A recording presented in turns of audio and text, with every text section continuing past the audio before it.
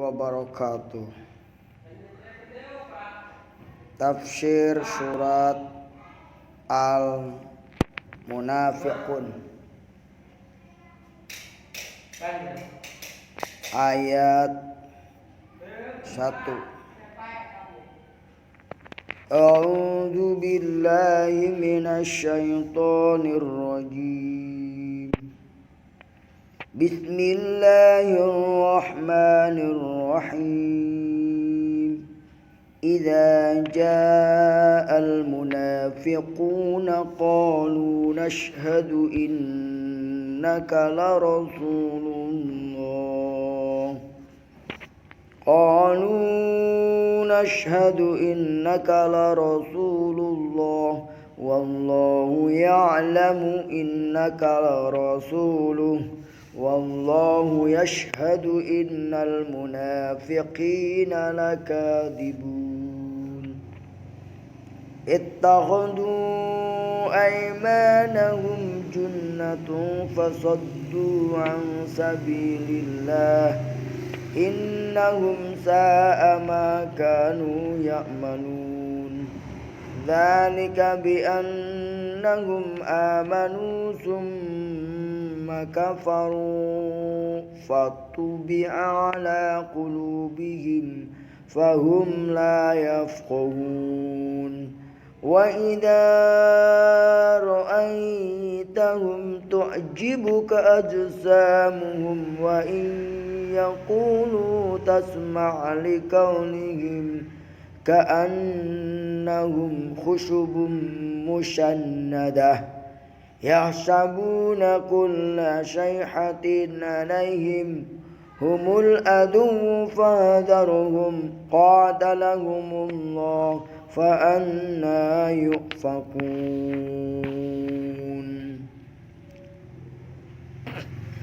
Wa idza qila lahum ta'alau yastaghfir lakum rasulullah lawallaw ru'usahum wa ra'aitahum yashudduna wa hum mustakbirun. Sawa'un 'alaihim astaghfarta am lam tastaghfir lahum la yaghfirallahu lahum innallaha la yahdil qaumal fasiqin. Humul ladzina yaquluna la tunfiquna 'ala man 'inda rasulillah hatta yanfadhu walillahi khaza'inus samawati wal ardh walakinnal munafiqina la yafqahun. Yaquluna la in raja'na ilal madinati la yukhrijannal a'ajju minhal adhan walillahil 'izzatu walirrasulih walil mu'minina walakinnal munafiqina la ya'lamun. Ya ayyuhalladzina amanu la tulhiku amwalukum wala auladukum an dzikrillah wa man yaf'al dzalika fa ulaika humul khasirun. Wa anfiqu mimma razaqnakum min qabli an ya'tiya ahadakumul maut fayaqula rabbi lawla akhartani ila ajalin qarib fa asaddaqa wa aqum minas salihin. Lan yu'akhkhirallahu nafsan idza jaa ajaluha wallahu khabirum bima ta'malun. Artinya apabila orang-orang munafik datang kepadamu, mereka berkata, kami mengakui bahwa sungguhnya kamu benar-benar Rasul Allah. Allah mengetahui bahwa sesungguhnya kamu benar-benar Rasulnya, dan Allah mengetahui bahwa sesungguhnya orang-orang munafik itu orang pendusta. Orang-orang munafik itu benar-benar pendusta. Mereka itu menjadikan sumpah mereka sebagai perisai. Lalu mereka menghalangi manusia dari jalan Allah. Sesungguhnya amat buruklah apa yang mereka kerjakan.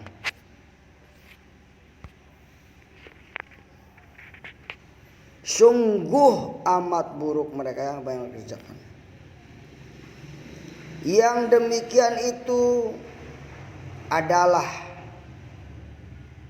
karena bahwa sungguhnya mereka telah beriman kemudian menjadi kafir lagi. Lalu hati mereka dikunci mati karena mereka tidak dapat mengerti. Apabila kamu melihat mereka, tubuh mereka menjadikan kamu kagum. Dan jika mereka berkata, kamu mendengar perkataan mereka. Mereka adalah seakan-akan kayu yang tersandar. Mereka mengira bahwa tiap-tiap tindakan yang keras ditunjukkan kepada mereka.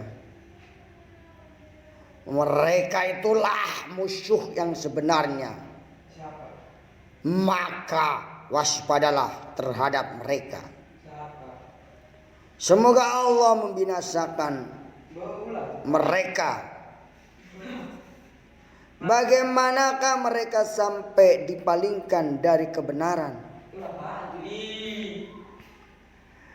Apabila dikatakan kepada mereka, marilah beriman agar Rasulullah memintakan ampun bagimu, mereka membuang muka mereka dan kamu melihat mereka berpaling. Sedang mereka menyombongkan diri. Sama saja bagi mereka kamu mintakan ampun atau tidak. Kamu mintakan ampun bagi mereka, Allah tidak akan mengampuni mereka. Sesungguhnya Allah tidak memberi petunjuk kepada orang-orang fasik.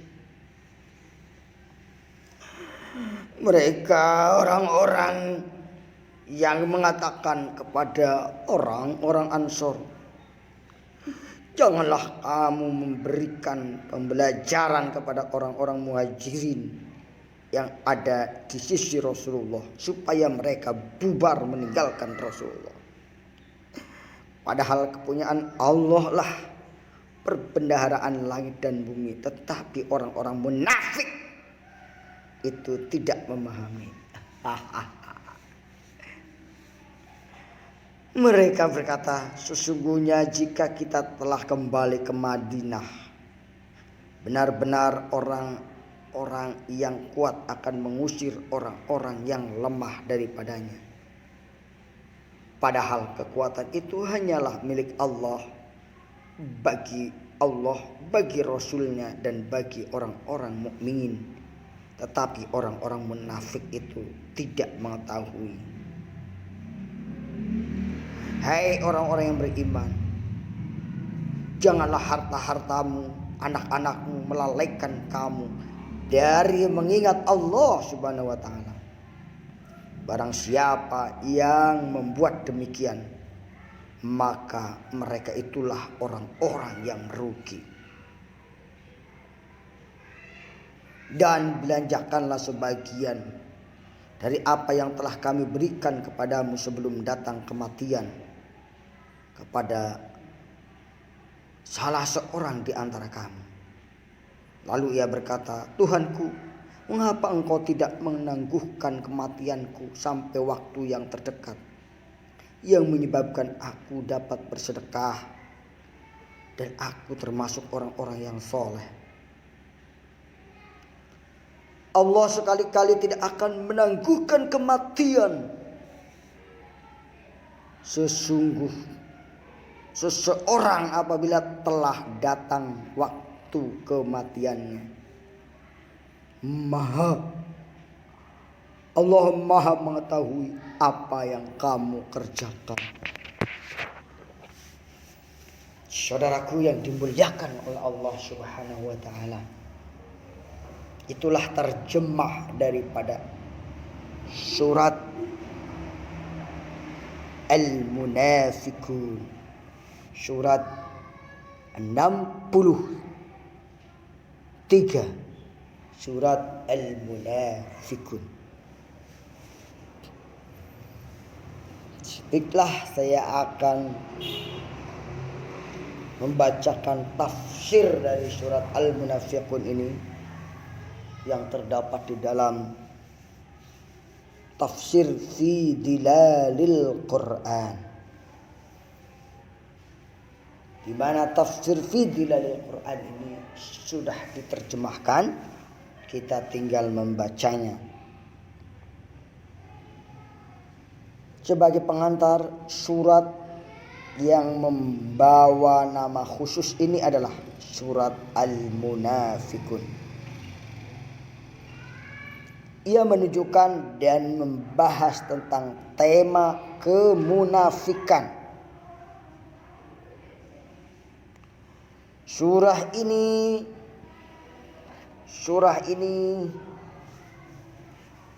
adalah surat Al-Munafiqun. Surat ini bukan satu-satunya surah yang membahas tentang tema nifak dan orang-orang munafik. Gambaran tentang hal ikhwal mereka dan tipu daya mereka. Karena hampir seluruh Madinah pasti menyebut tentang orang-orang munafik, baik dengan isyarat maupun dengan terang-terangan. Namun surat ini hampir membatasi pembahasannya hanya pada tema orang munafik. Juga pada isyarat kepada beberapa kasus dan perkataan mereka yang telah timbul dari mereka dan diriwayatkan dari mereka.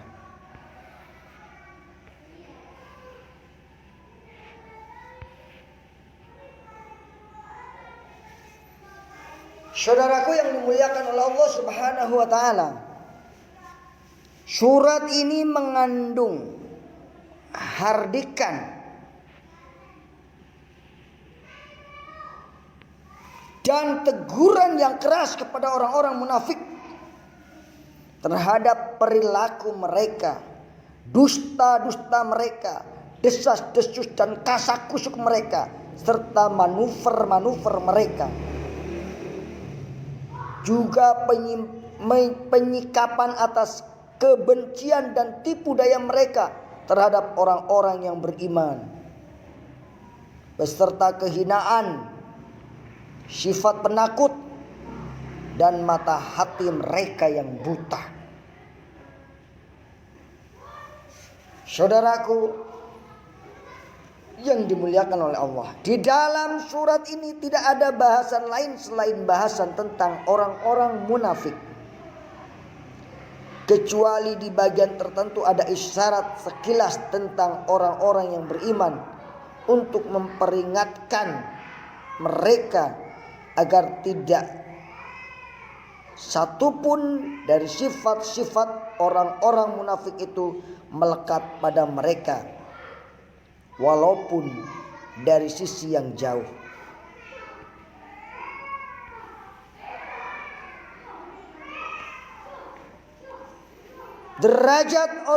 Derajat kemunafikan yang paling rendah adalah tidak memurnikan hati, memurnikan diri semata-mata untuk Allah, dan lalai dari berzikir kepadanya karena sibuk mengurus harta benda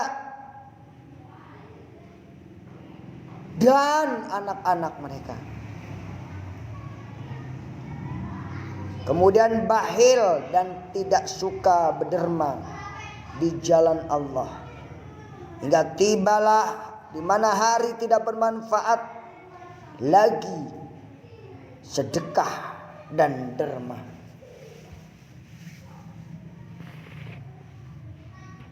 Saudaraku yang dimuliakan oleh Allah Subhanahu wa taala, gerakan kemunafikan yang dimulai dengan masuknya Islam pertama kali di Madinah, kemudian berlanjut hingga menjelang wafatnya Rasulullah SAW, dan tidak pernah berhenti sedetik pun, walaupun sarana corak warnanya berganti-ganti dari waktu ke waktu. Ini memiliki pengaruh yang sangat signifikan dalam sejarah kehidupan periode Rasulullah dan kejadian-kejadiannya. Gerakan ini telah menyibukkan dan membuat ulah sehingga banyak menyita usaha, waktu dan potensi kaum mukminin hingga menghabiskan potensi yang sangat besar. Penjelasan tentang gerakan ini disebut di dalam Al-Quran dan hadis yang berulang-ulang menunjukkan dahsyatnya gerakan ini dan pengaruh puncak yang sangat membahayakan terhadap kehidupan dakwah pada masa itu.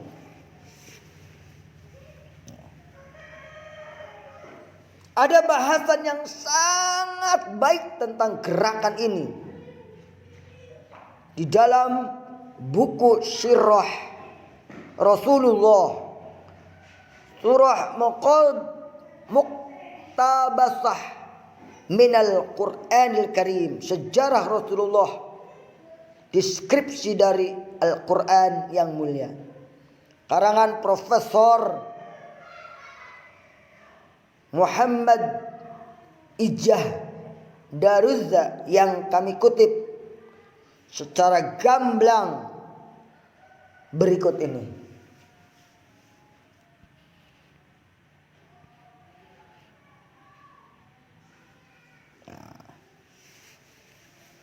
Sebab munculnya gerakan itu di Madinah sangat jelas. Rasulullah dan kaum muslimin yang pertama di Mekah tidak memiliki kekuatan dan wibawa yang bisa melahirkan dan mewujudkan satu kelompok manusia tertentu yang menakuti mereka atau mengharapkan kebaikannya, sehingga kelompok tersebut berpura-pura dan memalsukan, saudaraku, dan memalsukan wajah mereka,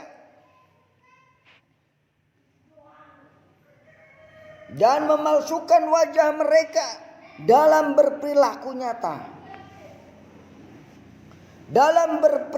nyata. Namun secara sembunyi-sembunyi mereka malah bersiasat licik dan membuat makar dan strategi jahat sebagaimana wajah dan karakter orang-orang munafik pada umumnya. Jadi ciri orang munafik itu seperti itu.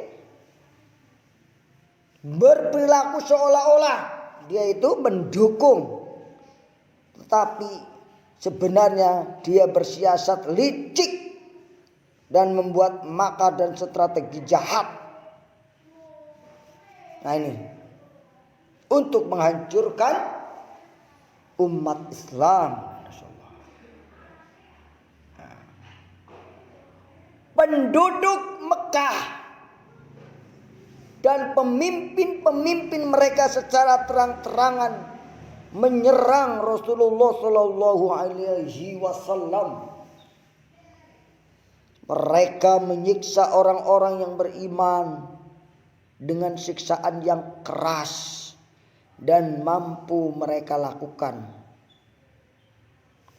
Mereka menentang dakwah dengan segala sarana tanpa belas kasihan dan peri kemanusiaan. Kekuatan mereka berada di tangan orang-orang Quraisy, sehingga orang-orang yang beriman terpaksa berhijrah, pergi bersama agama mereka dan darah mereka ke Habasyah pertama kalinya. Setelah itu ke Madinah. Bahkan ada sebagian dari orang-orang yang beriman dapat difitnah sehingga keluar dan murtad dari agamanya karena kekejaman dan pemaksaan atau dengan godaan dan tawaran yang menggiurkan. Akhirnya sebagian mereka ada yang terguncang dan masuk ke dalam kelompok orang-orang musyrik. Sebagian lagi mendapatkan penyiksaan dan kekejaman, meninggal dunia karena mempertahankan al-Islam, mempertahankan agamanya. Saudaraku yang dimuliakan oleh Allah Subhanahu wa taala. Sedangkan di Madinah urusannya sangat berbeda. Rasulullah Shallallahu Alaihi Wasallam sebelum hijrah ke Madinah telah mampu menjaring orang-orang Ansor sebagai penolong-penolong setia beliau yang kuat dari kaum Aus dan kaum Khazraj.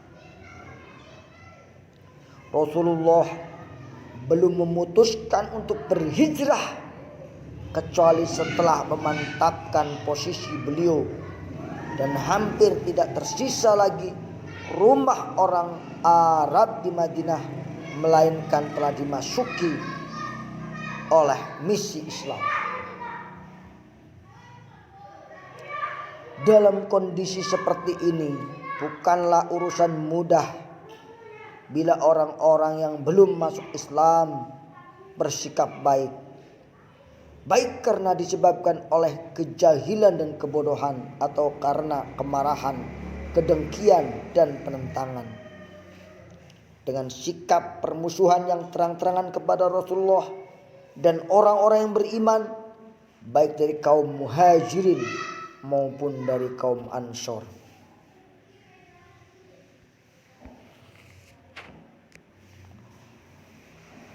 Rasa fanatisme juga berpengaruh sangat besar di dalam pengambilan sikap tidak bermusuhan secara terang-terangan. Karena sesungguhnya mayoritas kaum Aus dan Ansor telah menjadi penolong-penolong setia dari Rasulullah Sallallahu Alaihi Wasallam. Mereka semua terikat dengan ikatan perjanjian untuk saling mempertahankan diri dan saling menolong untuk melawan musuh bersama-sama. Ditambah lagi bahwa sebagian besar mereka adalah orang-orang yang sangat baik Islamnya, dan mereka telah bertekad dan berkeyakinan terhadap Rasulullah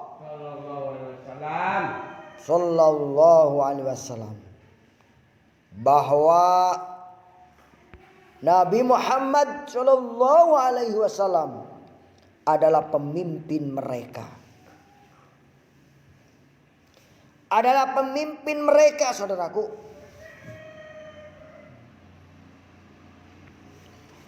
Yang tertinggi yang wajib ditaati dan dipatuhi. Beliau adalah pemimpin bagi mereka yang sangat mereka segani dan hormati. Saudaraku yang dimuliakan oleh Allah Subhanahu wa taala. Seharusnya kita juga seperti kaum Nabi Muhammad Ansor. Ya, kaum Nabi Muhammad. Maka orang-orang yang masih didominasi oleh tradisi kemusyrikan dan orang-orang yang diperbudak oleh penyakit hati yang akut seperti kesombongan dan kebencian tidak memiliki peluang untuk menyatakan permusuhan dan serangan yang terang-terangan. Mereka tidak mempunyai pilihan lain selain berpura-pura menampakkan keislaman dan mengerjakan rukun-rukunnya. Kemudian makar, tipu daya, siasat dan pengkhianatan mereka lakukan dengan berbagai cara dan sarana yang menggiurkan. Menipu dan gerakan isyarat dan muslihat, saudara. Saudaraku yang dimuliakan oleh Allah Subhanahu wa taala.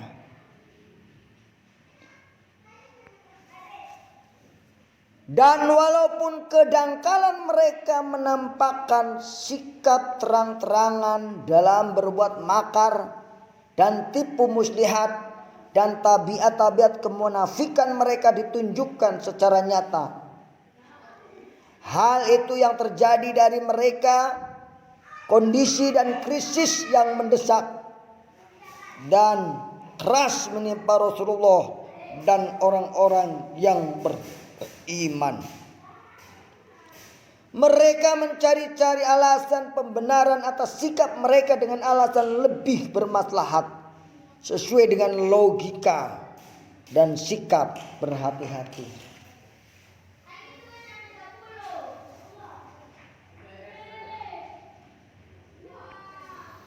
Namun bagaimanapun kondisinya, mereka tidak pernah mengakui secara terang-terangan bahkan mereka adalah orang-orang kafir atau orang-orang munafik.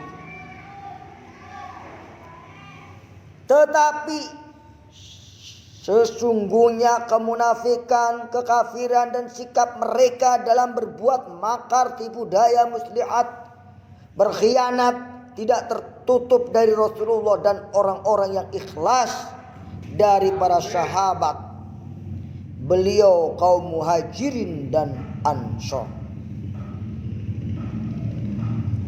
Saudaraku yang dimuliakan oleh Allah, sikap-sikap terang-terangan pada kondisi kritis dan krisis semakin menambah kekejian, keburukan dan kebencian terhadap kekafiran dan kemunafikan mereka. Ayat-ayat Al-Quran sering mengarahkan kepada mereka tentang kekejian mereka itu berkali-kali. Al-Quran pun menunjukkan tentang perbuatan dan makar mereka, menghardik mereka karena kejahatan-kejahatan dan keburukan dan tipu daya mereka. Kemudian Al-Quran mengingatkan Rasulullah Sallallahu alaihi wasallam dan orang-orang yang beriman dari mereka pada setiap kesempatan dan kondisi.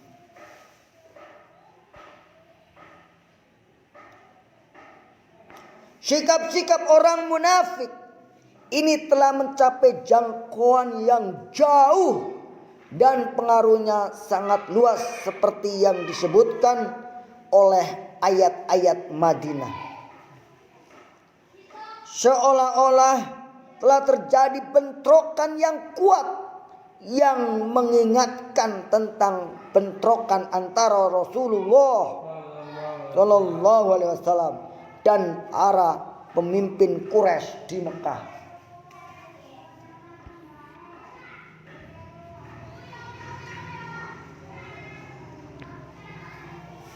Walaupun berbeda tingkat dan akibatnya. Karena sesungguhnya Rasulullah semakin bertambah kuat posisinya dan markasnya serta kekuatan beliau pun bertambah kukuh. Akibatnya kekuasaan Islam pun bertambah luas dan Rasulullah menjadi orang yang berkuasa, dihormati sebagai pemimpin dan penguasa. Perintahnya ditaati dan dilaksanakan dan posisinya semakin perkasa. Sementara orang-orang munafik hanyalah himpunan kecil orang-orang yang saling menopang dan saling mengikat dengan menonjolkan beberapa tokoh khusus yang memiliki karakter yang menonjol. Kelemahan mereka dan kekecilannya, jumlah dan peran mereka keduanya berjalan bertolak belakang dengan kebalikan hasil yang dicapai oleh Rasulullah Sallallahu Alaihi Wasallam. Dari kekuatan yang terus bertambah kukuh dan perluasan wilayah kekuasaan Islam yang semakin bertambah luas. Nah, saudaraku, dimanapun orang munafik akan merasa sempit karena Islam ini akan jaya.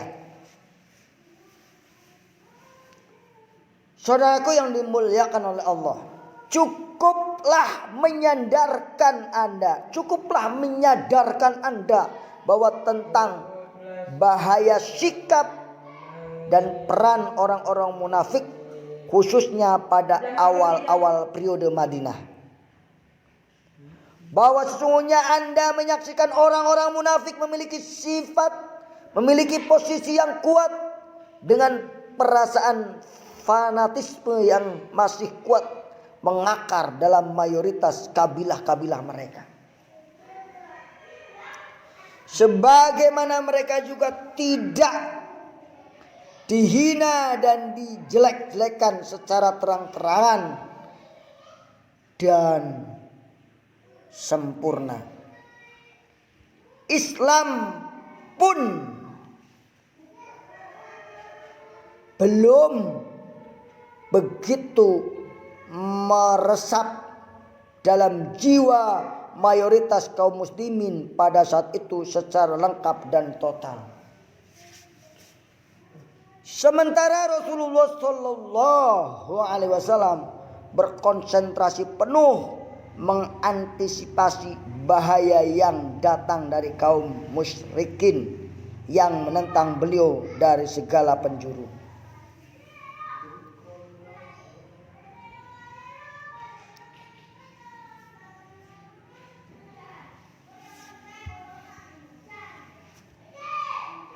Penduduk Mekah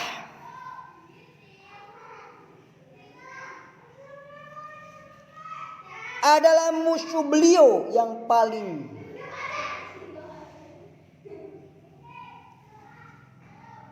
kejam dan keras. Kabilah-kabilah di Jazirah Arab selalu mengintai dan menanti waktu yang tepat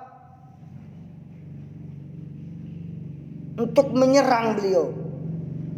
Mereka memberdayakan segala kesempatan dan peluang untuk menghancurkan Rasulullah. Sementara itu kaum Yahudi di Madinah dan sekitarnya telah mengingkari Rasulullah sejak awal. dan memprediksikan keburukan atas beliau. Kemudian mereka pun secara terang-terangan menampakkan kekafiran, permusuhan dan tipu daya terhadap beliau. Lalu mereka pun menjalin kerjasama dengan orang-orang munafik dan mengikat perjanjian dalam menyatukan usaha dan sasaran yang sama, saling menopang dalam setiap perlawanan dan bentrokan dengan orang-orang beriman.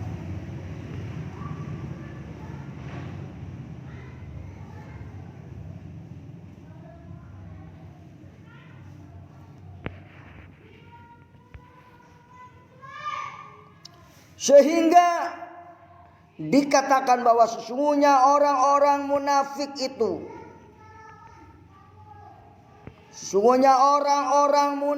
itu, tidak mungkin kuat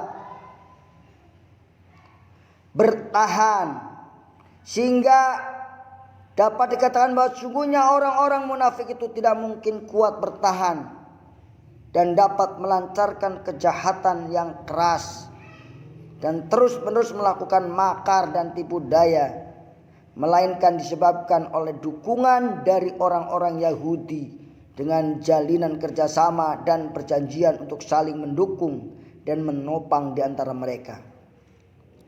Kejahatan mereka tidak melemah dan bahaya mereka tidak berkurang, melainkan setelah Allah memenangkan Rasul-Nya atas mereka, mengalahkan mereka dan melindunginya dari kejahatan mereka. Saudaraku yang dimuliakan oleh Allah Subhanahu wa taala, manuver orang-orang munafik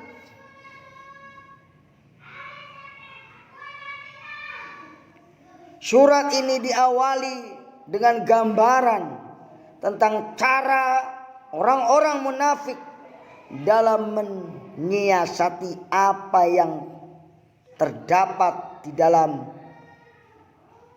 hati dari kekufuran.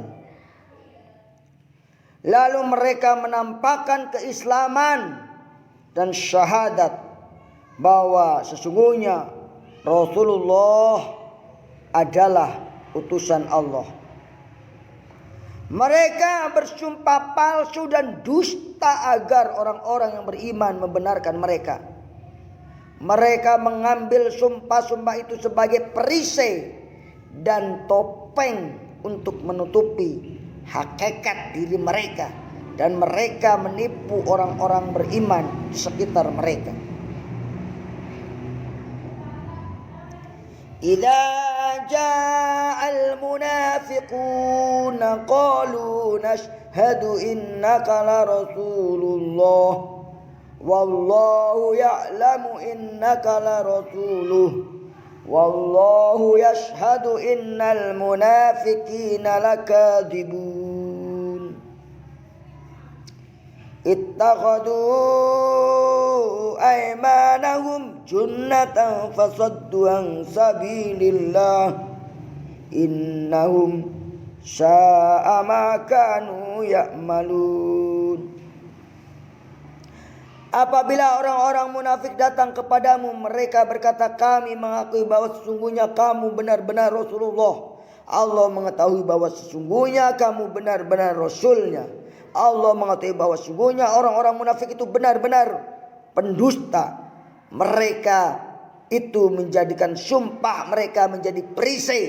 Lalu mereka menghalangi manusia dari jalan Allah. Sesungguhnya amat buruk apa yang mereka kerjakan. Surat Al-Munafikun ayat 1 sampai dengan 2. Orang-orang munafik datang kepada Rasulullah, kemudian mereka bersyahadat berhadapan dengan Rasulullah SAW tentang risalah beliau dengan lisan mereka.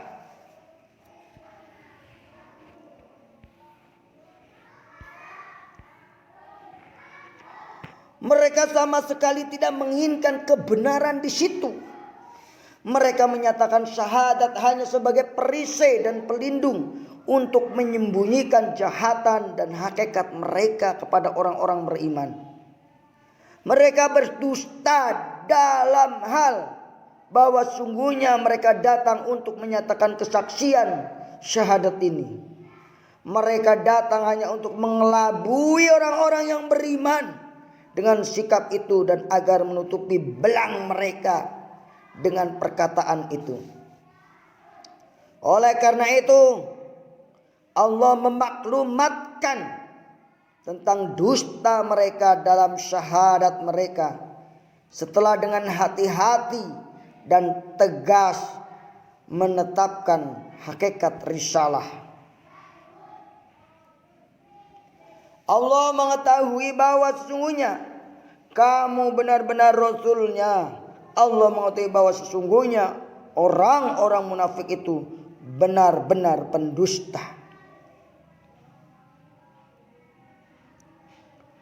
Ungkapan ayat ini sangat detail dan penuh kehati-hatian dengan gambaran yang membangkitkan perhatian. Ia mendahulukan penetapan risalah Rasulullah sebelum menyatakan tentang kedustaan perkataan orang-orang munafik. Sekiranya tidak disebut kehati-hatian ini, maka ungkapan ini secara tekstual akan diasumsikan bahwa sebagai pendustaan orang-orang munafik terhadap sasaran syahadah mereka, yaitu risalah Rasulullah SAW. Namun bukan ini yang dimaksudkan dalam ayat itu. Sesungguhnya maksudnya adalah pendustaan terhadap ikrar mereka, karena sesungguhnya mereka tidak mengikrarkan kebenaran risalah Rasulullah secara benar, dan mereka tidak bersyahadat dengan keikhlasan hati mereka. Mereka itu menjadikan sumpah mereka sebagai perisai.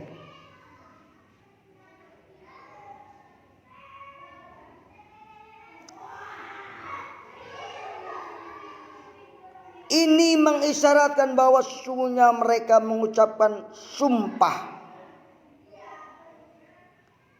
Setiap urusan dan kejahatan mereka terungkap atau diketahui dari mereka bahwa mereka telah melakukan makar dan tipu daya,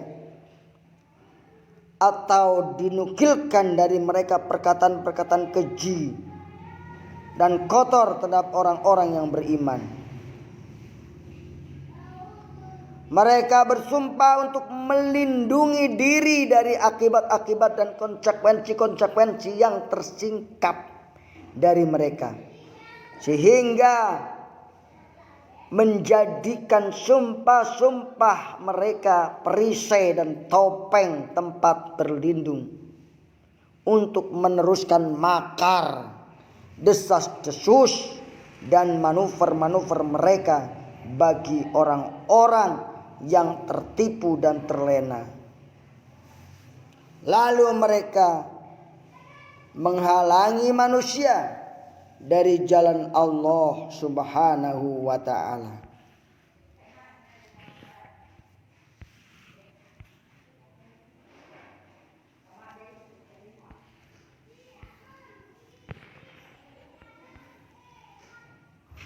Mereka menghalangi diri mereka dan menghalangi orang-orang yang beriman, menghalangi orang-orang lain dengan bertopeng kepada sumpah yang dusta dan palsu itu. Sesungguhnya amat buruk apa yang telah mereka kerjakan. Apakah ada yang lebih buruk dari dusta, khianat dan penyesatan?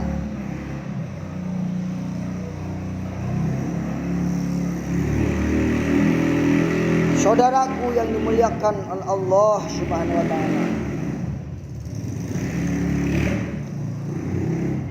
Al-Quran menyebutkan penyebab dari syahadat mereka yang dusta dan sumpah-sumpah mereka yang penuh dengan khianat dan tipu daya. juga sikap mereka dalam menghalangi orang-orang dari jalan Allah dan kejahatan perbuatan mereka.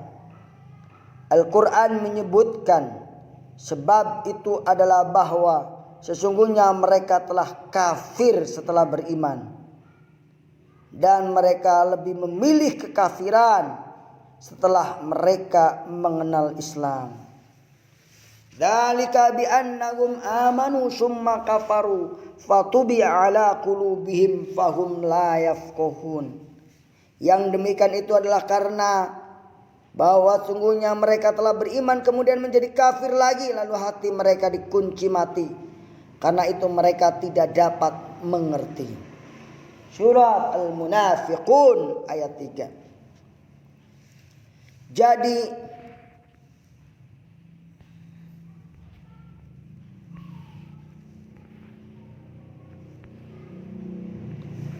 Jadi mereka sebetulnya mengenal iman, namun mereka lebih memilih kembali kepada kekufuran. Mereka mengenal apa arti panggilan sholat, tetapi mereka tidak bisa datang. Kecuali datang mereka hanya ingin dipuji.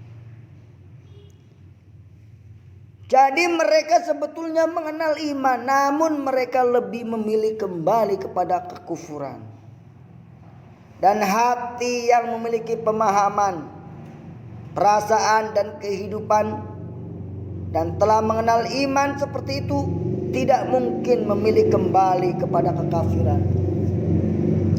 Jika tidak demikian, maka siapa yang telah merasakan dan mengenal kemudian menjelajahi tentang persepsi iman mengenai alam semesta, merasakan perasaan iman dalam kehidupan, bernapas dalam ruang iman yang cerdas, hidup dalam cahaya iman yang cerah dan terang, dan berlindung di bawah naungan iman yang mencerahkan dan membangkitkan.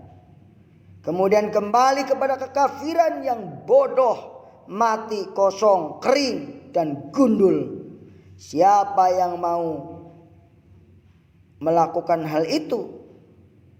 Hanya orang-orang buta, tidak bersyukur, serta hasad saja yang mau melakukannya. Buta, tidak bersyukur, hasad saja yang mau melakukannya.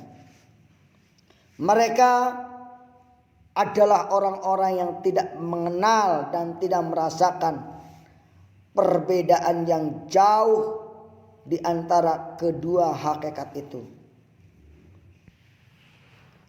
Kemudian paragraf berikutnya ini akan menggambarkan bentuk yang langka dan menakjubkan. Ia membangkitkan sikap penghinaan, olok-olokan, dan celaan terhadap kelompok manusia seperti ini yang tenggelam dalam buta dalam kebodohannya. Gambaran ini terlukis dengan kekosongan mereka, kebutaan mereka, ketakutan, kehasudan, dan keras kepala tidak bersyukur. Mereka dijadikan sasaran dan perumpamaan dalam penghinaan di alam semesta yang ada ini. Bismillahirrahmanirrahim.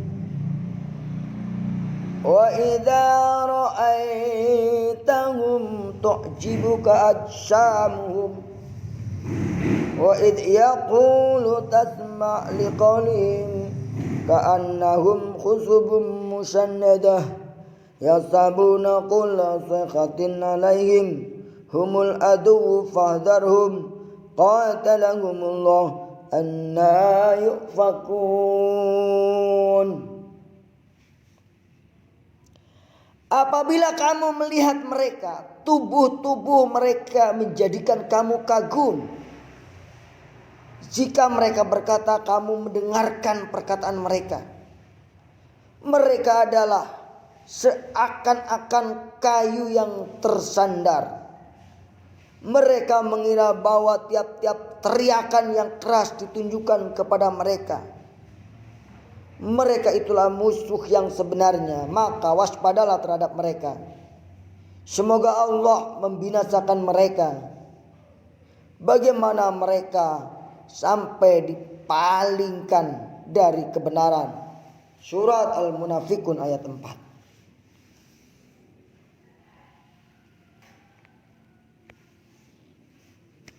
Jadi jasad-jasad mereka sangat menakjubkan. Namun mereka bukanlah orang-orang yang dapat berinteraksi dengan baik. Karenanya selama mereka masih diam, maka jasad-jasad mereka menakjubkan. Namun jika mereka berbicara, maka nyatalah bahwa mereka kosong dari segala makna dan nilai, dari segala perasaan, dan dari segala pikiran.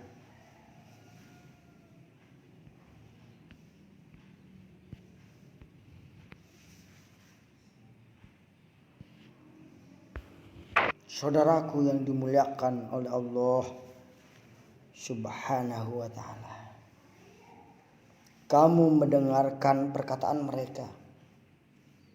Mereka adalah seakan-akan kayu yang tersandar.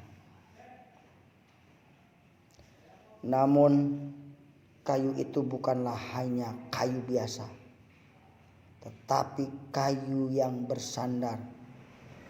Tidak ada gerakannya sama sekali. Ia tersandar di samping dinding. Sikap jumud yang tertidur ini dan dingin ini menggambarkan dari sisi pemahaman ruh-ruh mereka. Bila masih memiliki ruh, kemudian dihadapkan dari sisi lain suatu kondisi kekhawatiran, kengerian, ketakutan, keterkejutan, dan kegoncangan yang terus menerus. Mereka mengira bahwa tiap-tiap teriakan yang keras ditunjukkan kepada mereka. Mereka menyadari bahwa sesungguhnya mereka adalah orang-orang munafik yang tersembunyi dan tertutup dengan tirai yang tipis, yang memamerkan diri, bersumpah, menjilat, dan menyimpang. Setiap waktu mereka selalu khawatir aib mereka terbuka dari tirai mereka dan tirai mereka tersingkap.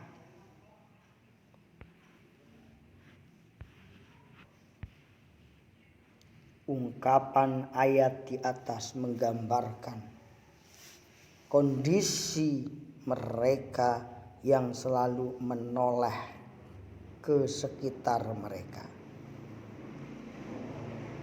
Mereka selalu khawatir terhadap setiap gerakan, setiap suara, dan setiap bisikan. Mereka selalu berasumsi buruk bahwa sasaran semua itu tertuju untuk mencari mereka, dan bahwa hakikat diri mereka telah diketahui.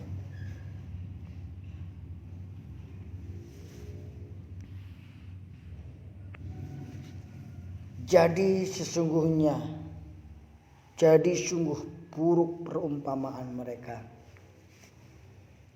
Mereka laksana kayu yang tersandar dan ompong ketika mereka menghadapi urusan yang menyangkut pemahaman agama, pembinaan ruh, dan sentuhan-sentuhan iman. Mereka laksana kayu yang bergoyang dan terombang-ambing ke sana kemari ketika menghadapi perkara menakutkan atas jiwa dan harta mereka. Dengan dua sikap itu mereka menjadi musuh pertama bagi Rasulullah dan orang-orang yang beriman. Mereka itulah musuh sebenarnya.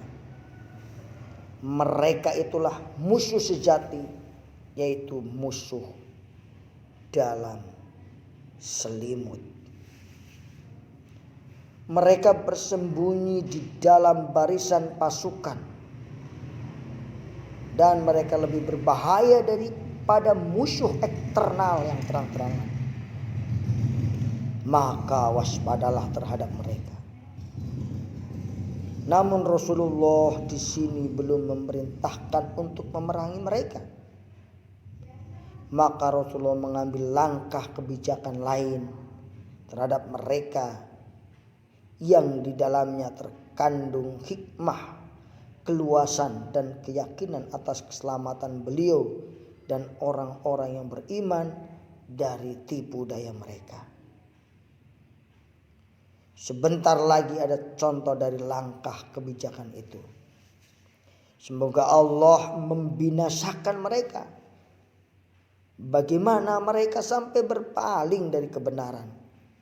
Surat Al-Munafikun ayat 4. Pasti Allah mengejar dan membinasakan mereka kemanapun mereka kembali dan ke arah manapun mereka pergi.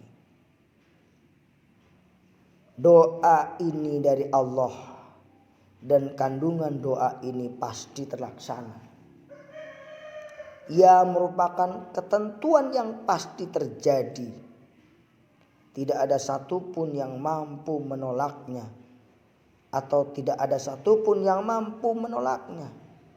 Inilah yang pasti berlaku pada akhir perjalanan manuver mereka, orang-orang munafik.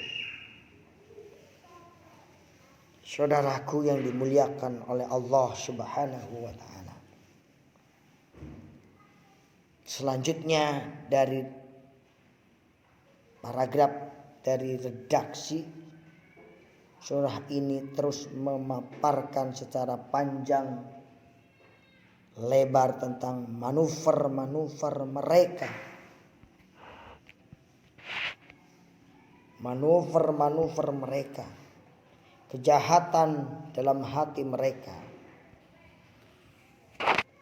Makar juga mereka sembunyi mereka terhadap Rasulullah. Dan kebohongan ketika berhadapan langsung dengan beliau. Sifat-sifat yang digambarkan itu merupakan kumpulan dari sifat-sifat yang masyhur dimiliki oleh orang-orang munafik. A'udzu billahi minasy syaithanir rajim. Bismillahirrahmanirrahim.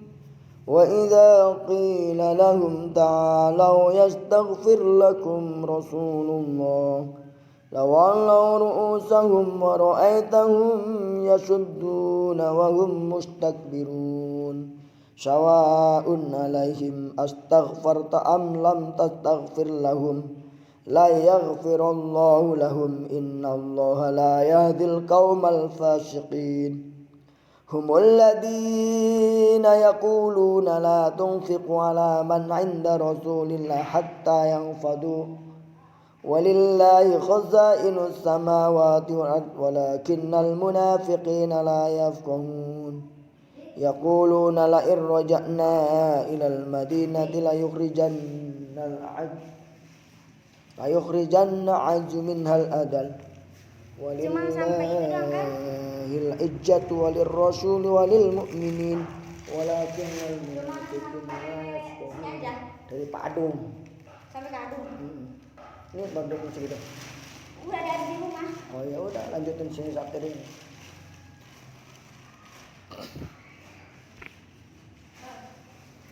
Sama siapa tadi? Sama si Mana, tapi si Mana pulang dulu. Ya udah nanti. Iya. Lanjutin dulu. Iya dilanjutkan. Bismillahirrahmanirrahim. Apabila dikatakan kepada mereka, marilah beriman, agar Rasulullah memintakan ampun bagimu. Mereka membuang muka mereka dan kamu lihat mereka berpaling, sedang mereka menyombongkan diri. Sama saja bagi mereka, kamu mintakan ampun atau tidak, kamu mintakan ampun bagi mereka. Allah tidak akan mengampuni mereka. Sesungguhnya Allah tidak memberi petunjuk kepada orang-orang fasik. Mereka orang-orang yang mengatakan kepada orang-orang Ansor, janganlah kamu memberikan pembelanjaan kepada orang-orang muhajir yang ada di sisi Rasulullah, supaya mereka bubar meninggalkan Rasulullah. Padahal kepunyaan Allah lah pemberadaan langit dan bumi, tetapi orang-orang munafik itu tidak memahami. Dan mereka berkata, sungguhnya jika kita telah kembali ke Madinah, benar-benar yang kuat akan mengusir orang-orang yang lemah daripadanya. Padahal kekuatan itu hanyalah milik Allah, milik Rasul dan orang-orang beriman, tetapi orang-orang munafik itu tidak mengetahui. Banyak sekali ulama salaf menyebutkan bahwa kumpulan redaksi surah ini semuanya turun kepada Abdullah bin Ubay bin Salul.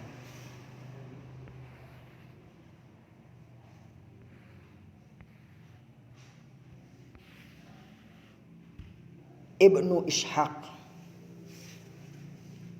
memperincikan bahwa tentang hal ini dalam bahasan yang berkaitan dengan perang Bani Mustalik pada tahun ke-6 Hijriah di Muraisik, yaitu tempat sumber air bagi mereka. Ketika Rasulullah berada di tempat air tersebut setelah perang usai, maka berbondong-bondonglah orang-orang mengambil air di situ. Umar ibnu Khattab menyewa seorang dari Bani Ghaffar bernama Jazah bin Mas'ud yang bertugas menuntun kuda mereka. Dan mereka berdesak-desakan antara Jazah dan Sinan bin Wahab al-Jawli. Al-Juhani adalah kaum yang menjadikan sekutu dari kaum Aus bin Haraj bin Aun dari kaum Aun bin Hajraj. Mereka berdua berebutan air sehingga mereka berkelahi. Maka berteriaklah Al-Juhani, wahai orang-orang Ansor, dan berteriaklah Jajah, wahai orang-orang Muhajir. Maka bukan main marahnya Abdullah bin Ubay bin Salul, dan di sisinya terdapat beberapa orang dari kaumnya, di antaranya adalah Zaid bin Arqam, seorang anak kecil. Kemudian dia berkata, apakah mereka Muhajirin telah bersikap demikian? Apakah mereka telah terlepas dari kita dan merasa lebih banyak dari kita di negeri kita sendiri? Demi Allah, kita tidak membekali diri kita dan Jabib Quraisy melainkan sebagaimana dikatakan oleh orang-orang terdahulu, gemukkanlah anjingmu maka ia pasti memakan. Oleh karena itu, demi Allah, bila kita telah kembali berpulang ke Madinah, maka benar-benar orang-orang yang kuat akan mengusir orang yang lemah daripadanya. Kemudian dia berpaling kepada orang-orang yang ada di sekitarnya, kepada orang-orang yang hadir dari kaumnya, dan berkata kepada mereka, inilah yang telah kalian perbuat terhadap diri kalian. Kalian menyediakan negeri kalian untuk mereka. Kalian bagikan kepada mereka harta benda kalian. Demi Allah, sekiranya kalian tidak memberikan fasilitas dan bantuan kalian kepada mereka, maka mereka pasti akan beralih kepada negeri lain, bukan ke negeri kalian. Zaid bin Arqam mendengar itu, lalu ia menuju Rasulullah ketika telah selesai dari urusan perang dengan Bani Mustalik, musuh beliau. Kemudian ia memberitahukan berita itu kepada beliau, dan di sisi beliau ada Umar bin Khattab. Maka ia berkata kepada Rasulullah, perintahkan kepada Abbad bin Bashir agar membunuhnya. Rasulullah pun bersabda, lalu bagaimana wahai Umar? Bila orang-orang berkata bahwa Muhammad SAW telah membunuh sahabatnya. Tidak, tapi sekarang serukanlah agar semua pasukan segera bertolak pulang. Namun waktu itu sebetulnya Rasulullah belum ingin beranjak untuk bertolak pulang, maka orang-orang pun semua bertolak pulang. Kemudian Abdullah bin Ubay bin Salul berjalan bersama Rasulullah ketika dia menerima kabar bahwa Zaid bin Arqam telah menyampaikan kabar yang didengar darinya. Maka Abdullah bin Ubay pun bersumpah dengan nama Allah bahwa dia tidak pernah mengatakan hal itu dan tidak pernah berbicara seperti itu. Dia termasuk orang-orang yang dihormati dan ditinggikan dalam kaumnya. Maka berkatalah orang-orang yang berbeda di sekitar Rasulullah dari kaum Ansor yang termasuk sahabat beliau, wahai Rasulullah, mungkin anak kecil ini, Zaid bin Arqam, telah salah satu dalam menyampaikan beritanya dan tidak menyimpannya dengan baik perkataan dari orang ini. Mereka menyatakan hal itu sebagai rasa hormat mereka kepada Abdullah bin Ubay dan sebagai pembelaan baginya. Setelah Rasulullah SAW beranjak dan mulai bertolak melakukan perjalanan pulang, Usaid bin Hudzair menjumpai beliau dan mengucapkan salam dengan salam kenabian. Kemudian dia berkata, wahai Nabi Allah, sesungguhnya Anda telah bertolak pulang pada waktu yang sangat aneh. Tidak biasanya Anda melakukan perjalanan seperti ini. Rasulullah pun berkata kepadanya, apakah kamu belum sampai kepadamu berita tentang teman kalian? Dia bertanya, teman yang mana wahai Rasulullah?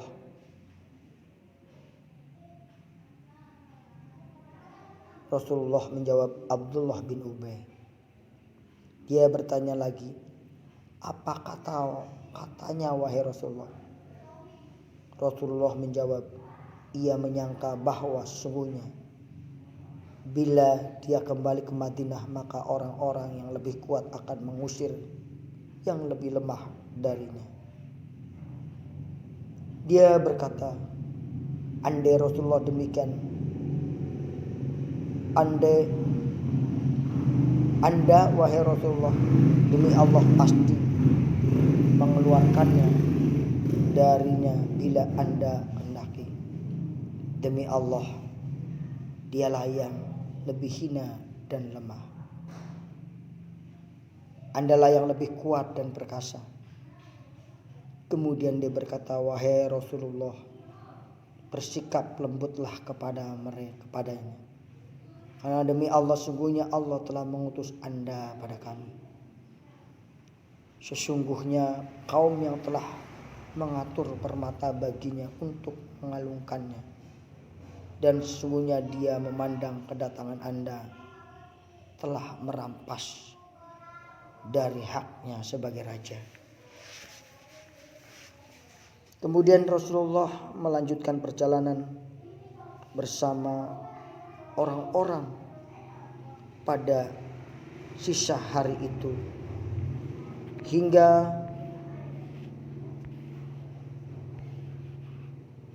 beliau memasuki waktu sore dan malam hari hingga pagi hari. Kemudian pada pertengahan hari itu, ketika matahari mulai panas, Rasulullah mengajak orang-orang untuk beristirahat. Baru saja mereka meletakkan diri di atas tanah, mereka pun tertidur pulas. Rasulullah mengambil kebijakan itu untuk melupakan orang-orang dari desas-desus yang terjadi pada hari sebelumnya karena perkataan dari Abdullah bin Ubay. Ibnu Ishaq berkata bahwa turunlah surat ini yang disebutkan di dalamnya tentang orang-orang munafik. Ia turun kepada Abdullah bin Ubay dan orang-orang yang semisalnya. Setelah surat ini turun, Rasulullah mengambil dan menunjuk telinga dari Zaid bin Al-Qam bersabda, inilah orang-orang yang memenuhi kewajiban kepada Allah dengan telinganya. Disebutkan bahwa sampailah kepada Abdullah, anak dari Abdullah bin Ubay, tentang berita bapaknya. Ibnu Ishaq diberitakan bahwa Ibnu Ishaq diberitakan hadis oleh Asim bin Umar bin Qatadah bahwa sungguhnya Abdullah datang kepada Rasulullah dan berkata, wahai Rasulullah, sesungguhnya telah sampai kepadaku bahwa sungguhnya Anda ingin membunuh Abdullah bin Ubay karena konspirasi yang Anda dengar darinya. Bila Anda tidak mau harus mengambil kebijakan itu, maka perintahkanlah tugas itu kepadaku. Pasti aku akan membawa kepalanya kepada Anda. Demi Allah, kaum Hajraj telah mengetahui bahwa mereka tidak memiliki orang yang lebih berbakti kepada orang tuanya lebih daripada diriku.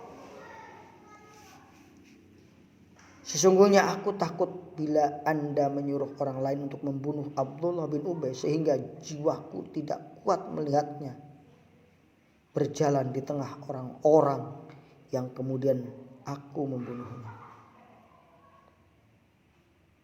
Dengan demikian aku telah membunuh seorang mukmin karena membunuh seorang kafir, Abdullah bin Ubay. Akhirnya aku pun masuk dalam neraka. Maka Rasulullah bersabda, bahkan kami akan bersikap lembut kepadanya dan berlaku baik kepadanya dalam bergaul selama dia masih hidup berdampingan dengan kita. Setelah kejadian itu, maka kaumnya sendirilah yang mencerca Abdullah bin Ubay, menghardiknya dan mengancamnya bila terjadi satu kasus darinya. Maka Rasulullah bersabda kepada Umar ibnu Khattab ketika berita itu sampai kepada beliau, bagaimana pendapatmu wahai Umar? Demi Allah, seandainya aku membunuhnya pada hari ketika kamu mintakan untuk membunuhnya, maka pasti akan terjadi kegoncangan. Tapi aku menyuruhmu untuk membunuhnya saat ini, pasti kamu membunuhnya dengan mudah. Lalu Umar berkata, demi Allah, aku benar-benar mengetahui bahwa keputusan Rasulullah besar keberkahannya daripada keputusanku. Ikrimah ibnu Zaid serta orang-orang selain mereka menyebutkan bahwa sesungguhnya setelah orang-orang bertolak untuk pulang menuju Madinah, Abdullah anak Abdullah bin Ubay bin Salul berdiri di depan pintu Madinah dan menghunus pedangnya, maka orang-orang pun melewatinya. Dan ketika Abdullah bin Ubay tiba, dia berkata kepada bapaknya, "Kembalilah ke belakangmu." Abdullah bin Ubay bertanya, "Kenapa kamu?" "Kasihan dirimu." Maka berkatalah, "Demi Allah, kamu tidak boleh melewati tempat ini hingga Rasulullah mengizinkan masuk. Karena sesungguhnya beliau adalah orang yang lebih kuat dan perkasa, sedang kamu adalah orang yang lebih lemah dan hina." Ketika Rasulullah tiba, karena beliau selalu berjalan di belakang pasukan dengan syakoh, maka Abdullah bin Ubay pun menggandulkan perihal anaknya kepada Rasulullah, mengadukan mereka. Maka anaknya Abdullah pun berkata, "Demi Allah, wahai Rasulullah, dia tidak boleh memasuki Madinah hingga Anda memberi izin baginya." Maka Rasulullah mengizinkan. Abdullah pun berkata, "Karena Rasulullah telah memberikan izin kepadamu, maka lewatlah sekarang."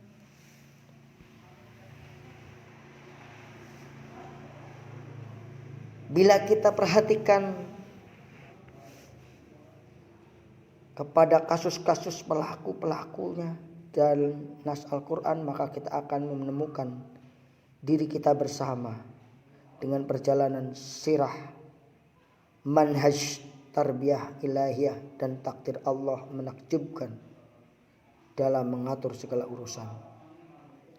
Jadi orang-orang munafik pun menyusup dalam barisan orang-orang beriman pada masa hidup Rasulullah selama hampir 10 tahun.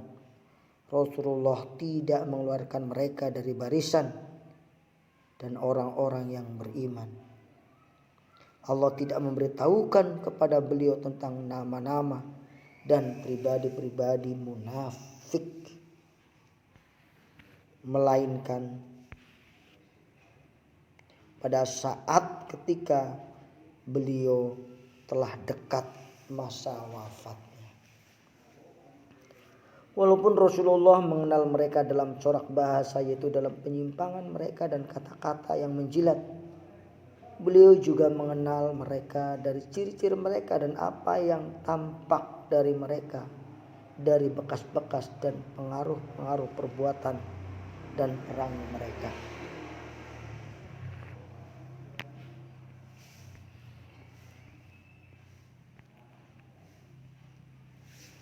Hal itu karena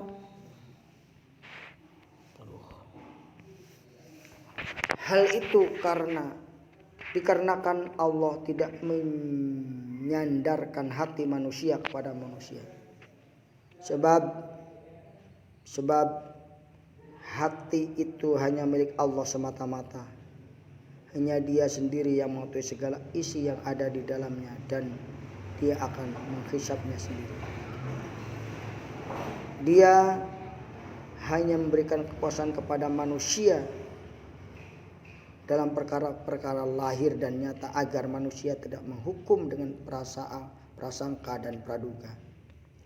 Juga agar tidak memutuskan suatu perkara dengan firasat. Bahkan ketika Allah memberitahukan secara detail kepada Rasulullah tentang orang-orang yang masih berada dalam sifat kemunafikan mereka hingga ke masa-masa akhir dari kehidupan beliau, Rasulullah tidak pernah mengambil kebijakan untuk mengusir mereka dari Madinah ketika mereka tetap menampakkan keislamannya dan menunaikan kewajiban-kewajiban.